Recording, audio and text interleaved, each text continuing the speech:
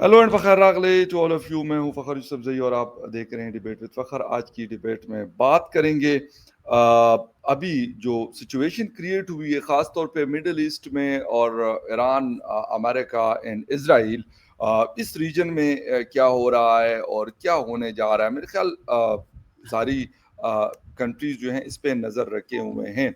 कुछ लोगों ने इसको कंडेम किया है, जिसमें अरब कंट्रीज, मिडल ईस्ट शामिल है, पाकिस्तान शामिल है, ऑस्ट्रेलिया ने, यूके ने और काफ़ी सारी वेस्टर्न कंट्रीज ने इस हमले को सपोर्ट किया है। ईरान कहाँ पे खड़ा है, क्या कर सकता है, जवाब कैसे दे सकता है, क्योंकि अमेरिका डायरेक्टली उनकी रेंज में नहीं है, लेकिन मिडल ईस्ट में उनकी तकरीबन 70,000 से ज़्यादा की डिप्लॉयमेंट मौजूद है। उसके हवाले से और ये जो स्टेट ऑफ हॉर्मस को उन्होंने ब्लॉक करने की बात की है, बल्कि उनके पार्लियामेंट ने अप्रूवल दी है। क्या हो सकता है और पूरी दुनिया, क्योंकि उसका उसके ऊपर बहुत बड़ी डिपेंडेंसी है, क्या होगा, क्या होने जा रहा है, इस पे आज बात करेंगे। और बात करने के लिए हमारे साथ मौजूद है हमारे दोस्त, हमारे भाई, senior analyst from India, doctor Abhishek Mishra साहब। डॉक्टर साहब, thank you very much for joining my show. Thank you Farah भाई, ऑलवेज अ प्लेजर। डॉक्टर साहब, क्या देख रहे हैं इस वक्त आपके? अमेरिका ने जो हमला कर दिया, लाजमी सी बात है वो सुपर पावर है, लेकिन ईरान क्या जवाब दे सकता है? अमेरिका तो उनकी रेंज में नहीं है, ये तो सबको पता है कि वहां तक उनका मिसाइल, या ना उनके पास मिसाइल है और ना वहां तक वो पहुंच सकता है। लेकिन अब ईरान क्या करेगा? और अमेरिका ने जो किया है, तो मतलब what do you think about that?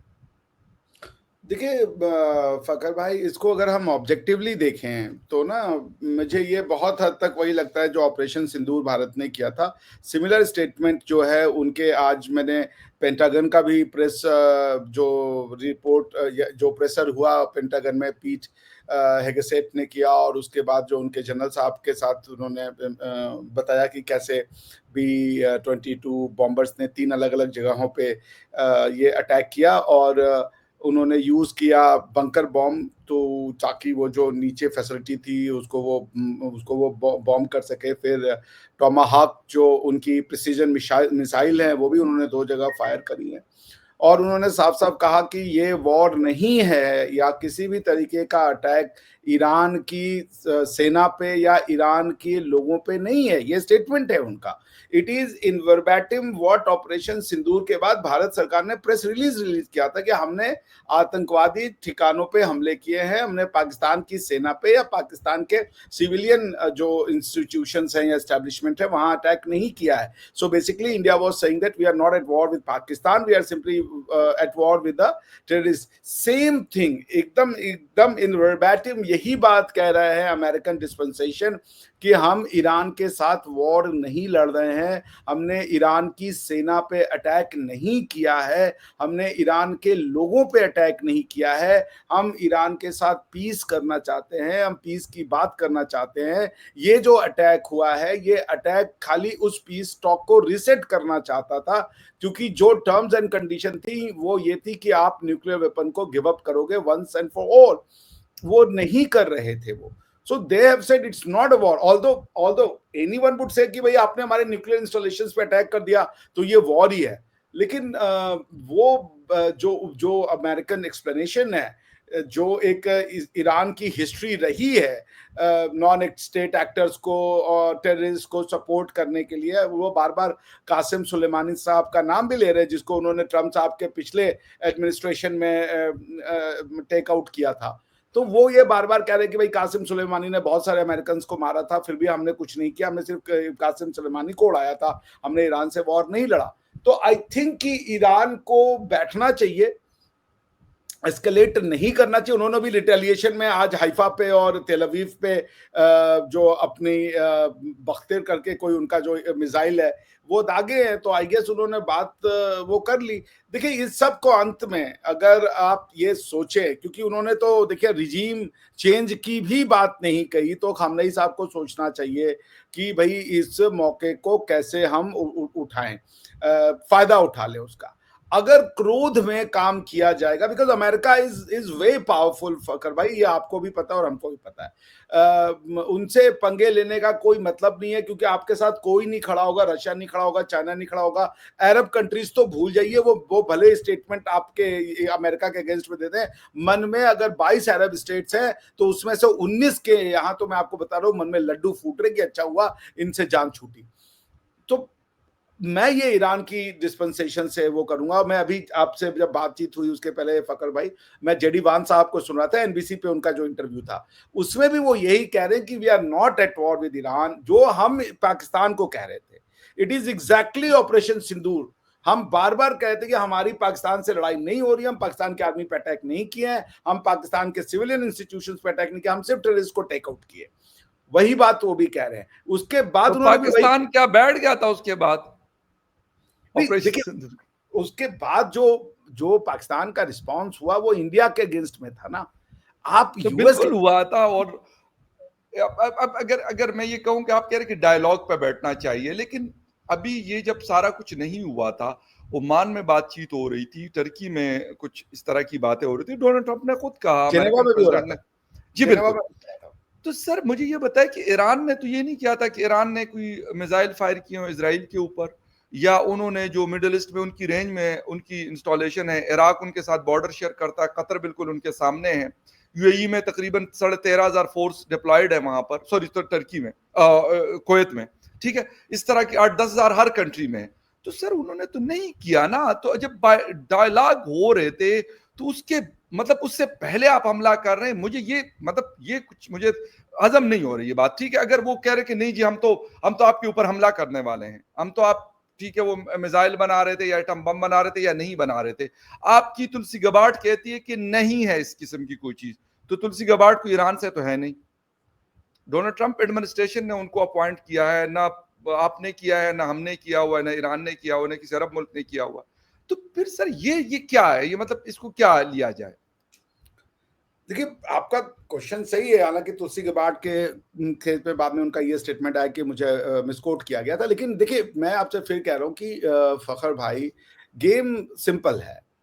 उस गेम में है क्या कि इजराइल का फ्यूचर क्या होगा मिडिल ईस्ट में, जी उसके दो रास्ते हैं फकर भाई। अगर हम इसको नहीं समझेंगे और we will try to make it very simple, तो हम ऑब्जेक्टिविटी लूज कर जाएंगे। I am not talking about कि मैं इंडियन हूं या वो, मैं एक ऑब्जेक्टिव एनालिसिस हम लोग करते हैं। जी बिल्कुल। इजराइल इज अ कंट्री जो कि बना हुआ है, पैलेस्टाइन को कह ले या इजराइल कह ले, मिडिल ईस्ट में उसकी एग्जिस्टेंस है। उसकी एग्जिस्टेंस की जो डिस्प्यूट है उसको सॉल्व करने का दो तरीका है। एक जी मोहम्मद बिन सलमान साहब दिखा रहे हैं, वो अकॉर्ड ऑफ अब्राहम या अब्राहम अकॉर्ड अब्राहम जिसको अकॉर्ड बिल्कुल।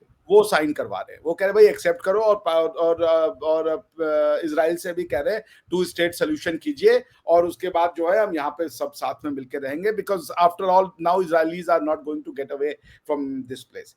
दूसरा जी तरीका है ईरान का, कि आप हमास खड़ा कर दो, हिजबुल्ला खड़ा कर दो, और हमास और हिजबुल्ला से आप अटैक करवाओ, और उसके बाद सारी दुनिया ये कहे कि भाई ये तो हिजबुल्ला और हमास करते हैं, पैलेस्टीनियंस करते हैं, इसमें हमारा कोई लेना देना नहीं है। Iran has never attacked Palestine Israel at all. ये ठीक एनालिसिस नहीं है।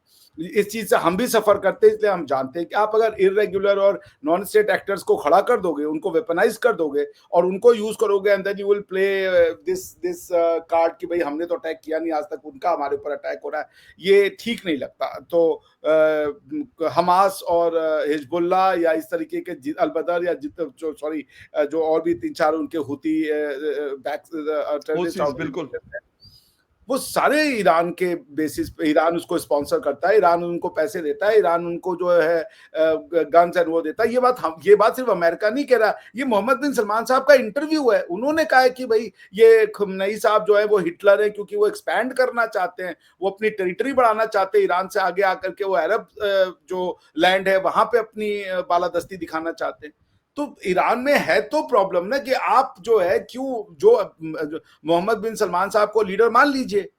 मोहम्मद बिन सलमान साहब को अगर आप इस्लामिक वर्ल्ड का लीडर मान लेंगे, तो वो तो रास्ता दिखा रहे हैं ना आपको।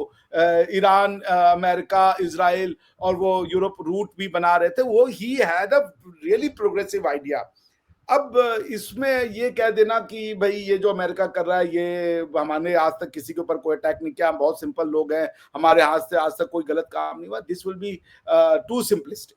मुझे पता है कि जो हुआ है वो, अगर आप अब दो साइड दुनिया में बट गई है, एक इस्लामिक वर्ल्ड हो गया है, एक नॉन इस्लामिक वर्ल्ड हो गया है। सो नॉन इस्लामिक वर्ल्ड उसको अपने तरीके से देख रहा है, इस्लामिक वर्ल्ड उसको अपने एनालिसिस से देख रहा है। बट मेरा ये मानना है कि कोई वॉर नहीं चाहता। मेरा ये मानना है कि खamenei साहब को टेबल पे आना चाहिए। अब मैं ये नहीं बता सकता भैया कि वो क्या नेगोशिएट करेंगे, बट नेगोशिएट कीजिए, अपने लोगों का फ्यूचर नेगोशिएट कीजिए, ईरान का फ्यूचर नेगोशिएट कीजिए, इस रीजन का फ्यूचर नेगोशिएट कीजिए अमेरिका से। और ईरान को आप छोड़, इजराइल को आप छोड़ दीजिए मोहम्मद बिन सलमान साहब के ऊपर। उन्होंने सीरिया में जो अभी आए हैं वो आईएस के आतंकवादी थे। हमारी आपकी बातचीत हुई थी, लेकिन अमेरिका से उन्होंने उनको अप्रूव करवा लिया ना, उनकी गवर्नमेंट को। हाँ, तो डोनाल्ड ट्रंप से अप्रूव करवाया उन्होंने, जबकि वो तो डिक्लेयर टेररिस्ट थे। लेकिन सर बात ये है कि अगर डोनाल्ड ट्रंप सर्टिफिकेट दे देते हैं, जो बाइडन दे देते हैं, जेडी वेंस दे देते हैं, तो वो बंदा धुल गया, लॉन्ड्री में साफ हो गया। अगर वो नहीं देते तो he is international terrorist. Sir ये एक बड़ा, देखें, मसला ये भी नहीं है कि Iran is a Muslim country और Israel is a non Muslim country. No, this not a issue. Issue ये है कि फिर आपको, अगर जो आपको सही लगता है तो वो ठीक है, आपको गलत लगता है तो गलत है, वो गलत, वो ठीक नहीं है। पॉइंट ये है, पॉइंट ये नहीं है कि जी मोहम्मद बिन सलमान साहब क्या कर रहे हैं, या फिर अहमद सानी साहब क्या कर रहे हैं, या फिर शेख जैद अल नहयान साहब क्या कर रहे हैं। No, this not a question. The question is कि भाई आप अगर किसी के ऊपर चढ़ दौड़ेंगे, आप इराक के ऊपर चढ़ दौड़े, आप सीरिया के ऊपर चढ़ दौड़े, आप लीबिया के ऊपर चढ़ दौड़े, आप अफगानिस्तान के ऊपर चढ़ दौड़े, अभी आप ईरान के ऊपर चढ़ दौड़े, तो सर मतलब there should be a certain limit. अब ये थोड़ी है कि मतलब आप किसी के ऊपर चढ़ दौड़ेंगे और कहेंगे चले। अब अगर कोई कहता है कि जी इजराइल के ऊपर वो अटैक करता है, मुझे ये बताएं, मैं तो आपको सिंपल सा एक वो देता हूं कि अगर मैं मर रहा हूं, तो मुझे किसी को मारना मेरे लिए नॉट अ बिग डील। मेरे ख्याल में किसी भी इंसान के लिए, नॉट मी, किसी के लिए भी, अगर कोई मर रहा हो तो अपने बचाने के लिए वो अगले को मार देगा ना। वो ईरान हो, वो अफगानिस्तान हो, वो अफगानिस्तान को भी हमने देख लिया, वो सुसाइड बॉम्बिंग करते थे, कितने उन्होंने अमेरिकन उड़ा दिए थे, 3-3.5 बंदा उनका मार दिया था उन्होंने, मतलब 20-22 सालों में। ये बहुत बड़ा लॉस है अमेरिका जैसे मुल्क के लिए, जो उनके पास टेक्नोलॉजीज है, जो उनके पास चीजें हैं, लेकिन उसके बावजूद उनको ये लॉस उठाना पड़ा। तो मसला ये कि ये वाली चीजें, ये जो वॉर, ये कहते हैं कि हम कहते हैं कि ऐसा है, सर ये असल प्रॉब्लम है। मैंने आपको लास्ट शो में भी बताया था कि वो तो कल को कह रहे थे कि नरेंद्र मोदी साहब का मुल्क जो है ये ऐसा है भाई, ये दहशतगर्दी करता है। ठीक है, आपका कोई XYZ उठा के वो कहते हैं कि भाई ट्रंप साहब ने सर्टिफिकेट दे दिया कि भाई है, तो फिर आप कहां से उसको सफाई करते फिरेंगे, ये असल क्वेश्चन है। और वो छोड़ते किसी को भी नहीं है। अहमद शराह को IS वो था कि जो लोगों को वो केजेस में बंद करके पानी में डबो के जान बनाते थे, आग लगाकर जान उसकी लेते थे। यही हमारे सामने हिस्ट्री है, कोई ये पुरानी बात नहीं कर रहा हूं, 5-7 साल पुरानी बात है ये। और यही बंदा लीड करता था जो सीरिया में बैठा हुआ। सर ये वाली चीज जो है ये बड़ी खतरनाक है, और ये मुस्लिम और नॉन मुस्लिम के लिए मैं नहीं कह रहा हूं, ये किसी के लिए भी वो कर सकते हैं। बात आपकी देखिए फकर भाई सही है, मगर जो मैं इसको समझता हूँ जी जी, कि आपके क्वेश्चन का जो मेन क्रक्स है वो ये है कि ये तो हेजेमनी है, ये अपने हिसाब से डिसाइड करते हैं कौन सही है कौन गलत है, और ये अथॉरिटी इनके पास कहाँ से आती है। देखिए मिडिल ईस्ट को आप चाहे जो कर लें, आप उनको गोरों से या यूरोप से अलग नहीं कर पा सकते। अमेरिका को मैं यहाँ यूरोप के तौर पे ही ले रहा हूँ, मतलब एक्सटेंशन, ठीक है ना। आप ये बताइए, आप ही ने मुझे बताया कम से कम 8 शहर देशों के नाम बताए जहां पे अमेरिकन फौजें हैं, वो सारे अरबिक फौजें हैं ना, अरबिक कंट्रीज है ना। क्यों है अरबिक कंट्रीज? सब अरबिक में है, सब अरबिक में। वो अरब्स खुद चाहते हैं, अरब्स खुद चाहते हैं कि वहां पे उनकी फोर्सेस रहें, तभी तो रह रही है ना। ओसामा बिन लादेन की पूरी लड़ाई ही जो थी अलकायदा का कि भाई सऊदी अरेबिया से इन फोर्सेस को हटाओ क्योंकि ये तो अनपायस फोर्सेस है। तो ये भी इतना भी आसान नहीं है कि आप ये कह दें कि भाई अमेरिकन इनको जो है जब चाहे वो सर्टिफिकेट देते हैं, जब चाहे वो सर्टिफिकेट नहीं देते। वो खुद अमेरिकन को वहां रखना चाहते हैं भाई, जो सऊदी या कोई भी अरबिक स्टेट जो है। जी आपको ये जस्ट रोक रहा हूं, ये एक पोस्ट मतलब TRT वर्ल्ड ने की है। सीरिया में 2000 लोग हैं, कुवैत में इनके 13,500 हैं, जॉर्डन में 3800 है, इराक में 2500 है, यूएई में 3500 है, कतर में 10,000 है, बहरीन में 9,000 है, सऊदी अरेबिया में 2700 है। ये वो लोग हैं जो ये वो यहाँ जो पे, मैप है वो जो टीवी पे दिखाया उनका, मैं समझ गया। तो जी उनकी बिल्कुल, ये स्टेट ऑफिशियली वो एक वो है कि इनकी डिप्लॉयमेंट जो है आज वो ये उन्होंने भी दिखाया 47,000 था बंद। ना, ये उसके अलावा है जो मिडिल ईस्ट में इनके एयरक्राफ्ट कैरियर्स खड़े हैं, उस पे भी मेरा ख्याल हजारों के हिसाब से लोग ये डिप्लॉयड जो हैं। मैप है असल में जो टीआरटी वर्ड कर रहा है फकर भाई, आज ईरानियन टीवी ने अपने न्यूज ब्रॉडकास्ट में फ्लैश किया। उन्होंने कहा जी कि हमें पता है कि आपके बेसिस क्या है, वो सारे ये बेसिस उन्होंने दिखाए हैं। जी बिल्कुल तो बॉटम लाइन क्या कह रहा हूं मैं, बॉटम लाइन ये कह रहा हूं कि देखिए जो आपके प्रश्न का क्रक्स है कि क्या ये वेस्ट कर रहा है, अपने मर्जी से डिसाइड कर रहा है, और क्या ये सही तरीका है। देखिए तरीका तो सही नहीं है, इसमें तो कोई शक नहीं है। अगर मैं ये दैट्स द कहूं पॉइंट। कि वो कर रहे हैं जो वो सही है गलत है, ये बात ठीक नहीं होगी। वो बिल्कुल, मैं जानता हूं कि मिडिल ईस्ट में उन्होंने बहुत सी कमियां, बहुत सी गलतियां की हैं, बहुत सी गलतियां की हैं। जैसे जो बिल्कुल उन्होंने किया इराक में, वो तो वो पाप था, मतलब उसको किसी भी हिसाब से क्षमा नहीं किया जा सकता। झूठ बोल करके आपने बिल्कुल जो है सद्दाम हुसैन की रिजीम को गिराया, आपने वहां पे केओस पैदा किया, और फिर आईएसआईएस जैसी जो है वो बिल्कुल दहशतगर्द जो है आतंकवादी जो बिल्कुल संगठन ने बिल्कुल जन्म, ऐसा ही है।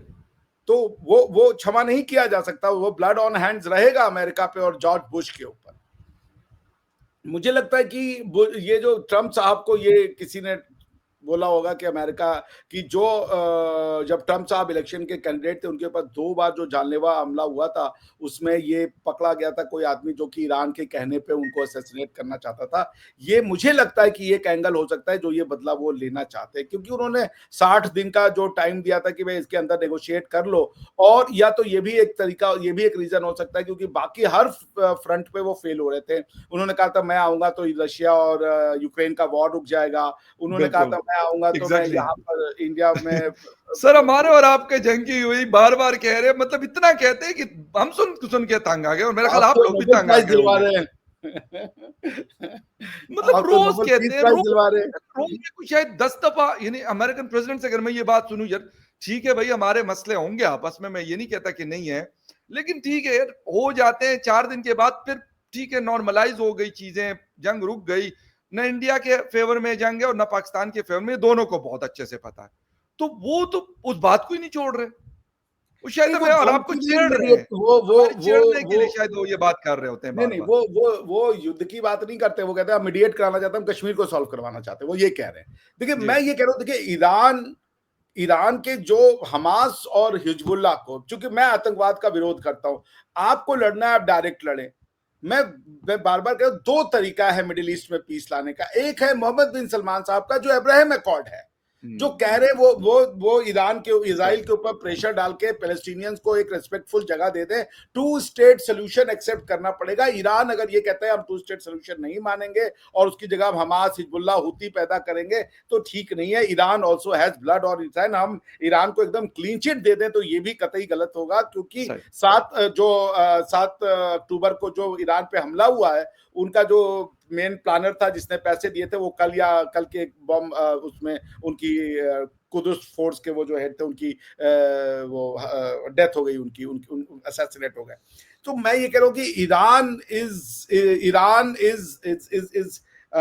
नो, क्या कह लीजिए, कोई इराक नहीं है। इराक यस, कहीं, काफी इराक, बड़ा डिफरेंस है, ये बात आपकी सही कह रहे हैं बिल्कुल। बिकॉज कि Saddam Hussein was not a terrorist. Saddam Hussain अपनी कंट्री में जो था वो सदाम हुसैन और उनके लोगों बिल्कुल के बीच का मैटर बिल्कुल, था। You are right sir. None of my business. But Saddam Hussein was a very able administrator. Saddam Hussein was a very able leader for his country. वो इराक उस समय बड़ा, समझ लीजिए कि बहुत रिच कंट्री हुआ करती थी। बेहतर इकोनॉमी थी, यस बेहतर yes, it was a economy. Very rich बिल्कुल, country. It was yes, one of the, जिसे कह लीजिए हाई इनकम कंट्रीज में उनका वो या आता था। उनका एग्जैक्टली, जो इंफ्रास्ट्रक्चर था वो अनपैरेलल्ड था वर्ल्ड में। They were very developed country at that time. तो वो जो हुआ इराक के साथ, वो पाप था। मगर मैं अगर ये बात कहूंगा कि ईरान जो है वो इराक है, वो ये बात ठीक नहीं है। आपने मैं फिर कह रहा हूं कि आपने ये जिम्मा क्यों ले लिया कि इजराइल वहां रहेगा या नहीं रहेगा। ये डिस्प्यूट पैलेस्टीनियन और इजराइल की है। ये वाला और पॉइंट तो आपका, मैं आपसे बिल्कुल इस पे एग्री हूं। मैं कहता हूं कि एक कंट्री है, उसका कोई सोल्यूशन निकालें, ना कि हम कहें कि जी हम इसको सफायस्ती से मिटा देंगे। ये गलत है। ये ईरान का है, ये पाकिस्तान का है, या कोई और कंट्री का है, ये गलत है, मैं इसके बिल्कुल हक में नहीं हूं। हाँ, सोल्यूशन निकालना चाहिए। सर इस वक्त मुझे एक चीज आपसे पूछनी है कि न्यू दिल्ली से मुकम्मल खामोशी है। मतलब एक हफ्ता इजराइल ईरान जंग को हुआ, अभी अमेरिका ने अटैक किया, पूरी दुनिया का मीडिया, यकीनन आपका मीडिया, आज मैंने झूठ नहीं बोलूंगा, मैंने नहीं देखा, वो भी इस पे बात करेंगे, लेकिन न्यू दिल्ली क्यों खामोश है, ये मेरी समझ से बाहर।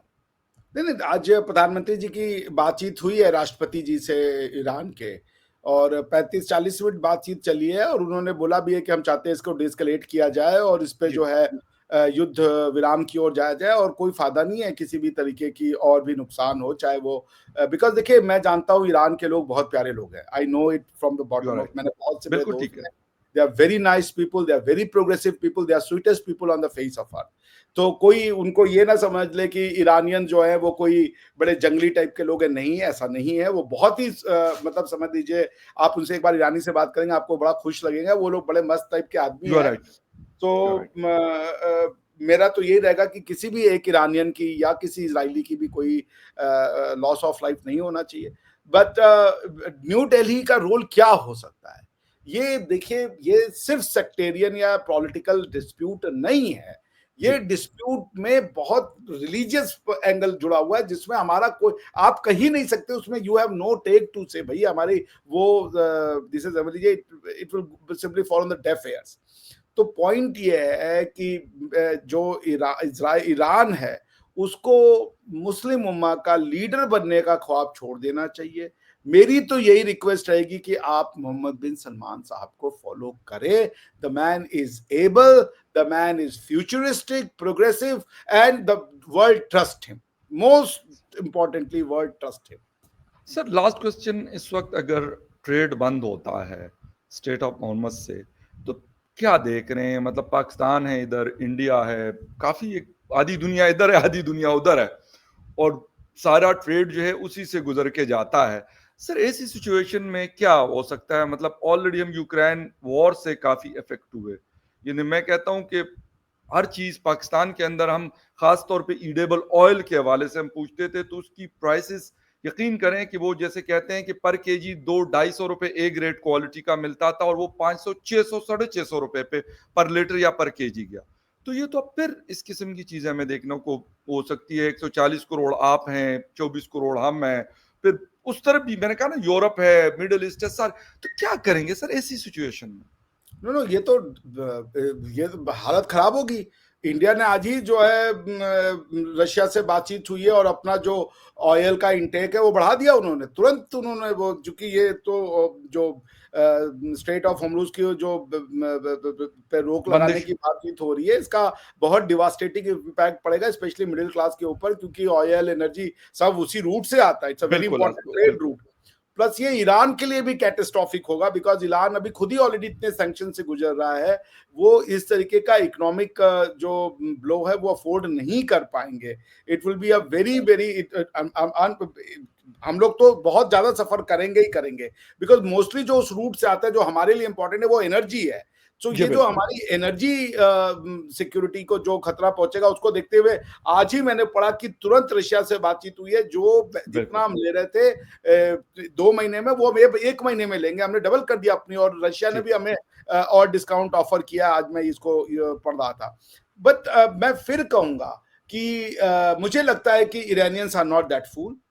ये लोग सिविलाइजेशनल लोग हैं, ये कोई आजकल की कंट्री नहीं है पर्शिया, बिल्कुल और ऐसा ही ये है। का इन्फ्लुएंस इस रीजन में अफगानिस्तान, कजाकिस्तान, उज्बेकिस्तान से लेकर के काफी बड़े एरिया में है, जो अपने आप को पर्शियन सिविलाइजेशन से जोड़ती है। सो आई वुड थिंक कि जो खामनई साहब हैं वो सोचेंगे, बैठेंगे, और उनके जो बाकी के जो लीडर हैं वो भी उनको मौका देंगे, and then Israel should also come on board कि ये मैटर को सॉल्व किया जाए, क्योंकि फिलहाल जो ठीक। अमेरिकन स्टेटमेंट है कि we have obliterated their nuclear, वो तो रीसेट हो चुका है पूरा का पूरा नेगोशिएशन टेबल। Let's talk. बिल्कुल सही। और मेरा ख़्याल इस चीज़ को देखना पड़ेगा। एयर स्पेस की बातें भी हो रही है। कुछ लोग कह रहे हैं कि जी पाकिस्तान की एयर स्पेस यूज़ हुई, पहले ये कहा गया कि शायद वो कोई बेसिस माँग रहा है पाकिस्तान से। हालाँकि B-2 जो जहाज़ है, ये अगर अमेरिका ने इज़राइल को नहीं कभी दिया हुआ, तो ये मुझे नहीं लगता कि वो किसी भी कंट्री में इसको उतारेंगे। हालाँकि फ्रांस, यूके ये सारे उनके बड़े पार्टनर्स हैं अभी और क्षमा इज़राइल कीजिएगा, अभी जेडी वांस तारीफ कर रहे थे कि नॉन स्टॉप गया ये उड़ते हुए बिल्कुल और 18 आवर्स की फ्लाइट लेके, मतलब जो डिस्टेंस हाँ, 18 मिड आवर्स एयर है। उन्होंने रिफ्यूलिंग करी है, नॉन स्टॉप वहाँ से वहाँ आना, तो बिल्कुल। ये बहुत बड़ी अचीवमेंट है, it's one of the finest achievement. So but यही है कि American wants to negotiate, they don't want to escalate. उन्होंने कहा हम ईरान हुँ। से लड़ाई में नहीं है, and this is a big big statement. I think कि रीनेगोशिएट होना चाहिए, और इस रीजन में बहुत खून खराबा हो गया, इंडिया पाकिस्तान हो गया, फिर अब ईरान इजराइल हो बिल्कुल, गया, इजराइल यूक्रेन अमेरिका। और चल रहा है। वी डोंट वांट टू सी, ये अच्छी चीज नहीं है, ये एस्केलेट करेगा तो ये नहीं, सब परेशान होंगे। बैठे होश के नाखून लें सब, थोड़ा कुछ तुम छोड़ो कुछ हम छोड़े, सो दैट यहाँ पे हम लोग डेवलप कर सकें, पीसफुली रह सकें। भाई हुँ, ये रीजन ने नहीं ठेका लिया हुआ है यहाँ पे लड़ाई झगड़ा करवाने का, हमारा रीजन वो है ही नहीं है। We are very peaceful people. So I hope कि matter will be solved. America ने कह दिया नो वॉर। आई होप कि इन्होंने ईरान पे इसराइल पे आज मारा है मिसाइल मिसाइल्स मारे हैं। रिस्पॉन्स में। आई थिंक कि ईरान का भी बदला पूरा हो गया। Let's stop it here. अब उसके बाद आप नेगोशिएशन टेबल पर आए और उसके बाद बातचीत करें। ये इसमें कोई फायदा नहीं कि हमने उनके इतने मार दिया, हमने उनके इतने मार दिया। This kind of zero sum game is not good for the region. So I hope कि बिल्कुल सही। discussion negotiation takes place very soon. और इंडिया राइट। will और play a very active role। मैं आपको बता रहा हूँ, जो मेरी खबर है, जो हम लोगों ने बातचीत की, India is playing very very very active role with Benjamin Netanyahu साहब to build up confidence between Iran and Israel, और वो राइट, बातचीत चल रही है। So India will play its due role जो कर सकता है। Okay, fine. और बहुत ज़रूरी है इस वक़्त, क्योंकि सिचुएशन बाकी लोगों को भी डेंजरस फ़ेवर है। नहीं करती, लेकिन हमें शायद ज़्यादा हमारे लिए अनफ़ेवरेबल होती जा रही है। तो देखते हैं कि क्या चीज़ होती है। ईरान रिस्पॉन्ड करता है, मज़ीद उसको बढ़ाता है, आगे लेके जाता है या नहीं, ये हमें लाज़मी बात है आइंदा के दिनों में ये बात पता चलेगी। Thank you very much doctor साहब, बहुत शुक्रिया आपके टाइम का कि आपने शो जॉइन किया। And viewers, thank you very much for watching debate with Fakhar Yusuf ji. किसी और डिबेट में आपसे फिर मुलाकात होगी, तब तक के लिए टेक केयर।